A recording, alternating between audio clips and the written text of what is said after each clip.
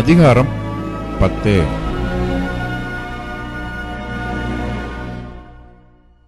இஸ்ரவேல் பலனற்ற திராட்சைச் செடி, அது தனக்குத்தானே கனி கொடுக்கிறது. அவன் தன் கனியின் திரளுக்கு சரியாய் பலிபீடங்களை திரளாக்குகிறான். தங்கள் தேசத்தின் செழிப்புக்கு சரியாய் சிறப்பான சிலைகளை செய்கிறார்கள். அவர்கள் இருதயம் பிரிக்கப்பட்டிருக்கிறது. இப்போதும் குற்றம் சுமத்தப்படுவார்கள். அவர்கள் பலிபீடங்களை இடித்து அவர்கள் சிலைகளை நாசமாக்குவார். நாம் கர்த்தருக்கு பயப்படாமற் போனபடியினால் நமக்கு ராஜா இல்லை. ராஜா இருந்தாலும் நமக்காக என்ன செய்வான் என்று இனி சொல்லுவார்கள்.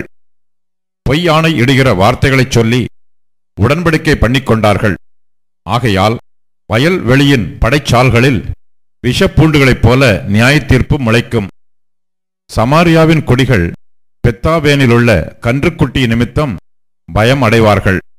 அதற்காக களி கூர்ந்த அதன் ஜனமும் அதன் பூசாசாரிகளும் அதன் மகிமை அதை விட்டு நீங்கிப் போயிற்று என்று அதற்காக துக்கம் கொண்டாடுவார்கள்.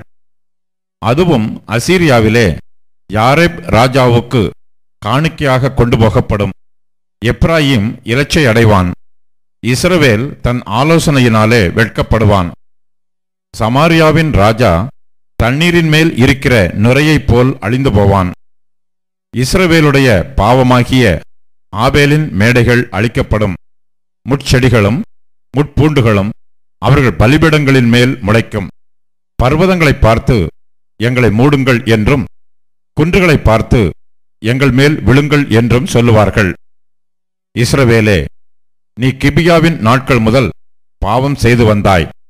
கிபியாவிலே அக்கிரமக்காரர் மேல் வந்த யுத்தம் தங்களை கிட்டுவதில்லை என்று அந்த நிலையிலே நிற்கிறார்கள். நான் அவர்களை தண்டிக்க விரும்புகிறேன். அவர்கள் செய்த 2 வித பாவங்களின் நிமித்தம் கட்டப்படும்போது ஜனங்கள் அவர்களுக்கு விரோதமாய் கூடுவார்கள். எப்ராயிம் நன்றாய் பழக்கப்பட்டு போரடிக்க விரும்புகிற கடாரியாய் இருக்கிறான். ஆனாலும் நான் அவன் அழகான களத்தின் மேல் நுகத்தடியை வைப்பேன். எப்ராயிமை ஏற்பூட்டி ஓட்டுவேன். யூதா உழுவான். யாக்கோபு அவனுக்கு பரம்படிப்பான். நீங்கள் நீதிக்கென்று விதை விதையுங்கள். தயவு கொத்ததாய் அறுப்பு அருங்கள். உங்கள் தரிசு நிலத்தை பண்படுத்துங்கள். கர்த்தர் வந்து உங்கள் மேல் நீதியை வருஷிக்க பண்ணு மட்டும் அவரை தேட காலமாயிருக்கிறது. அநியாயத்தை உழுதீர்கள். தீவினையை அறுத்தீர்கள். பொய்யின் கனிகளை புசித்தீர்கள். உங்கள் வழியையும் உங்கள் பராக்கிரமசாலிகளின் திரளையும் நம்பினீர்கள்.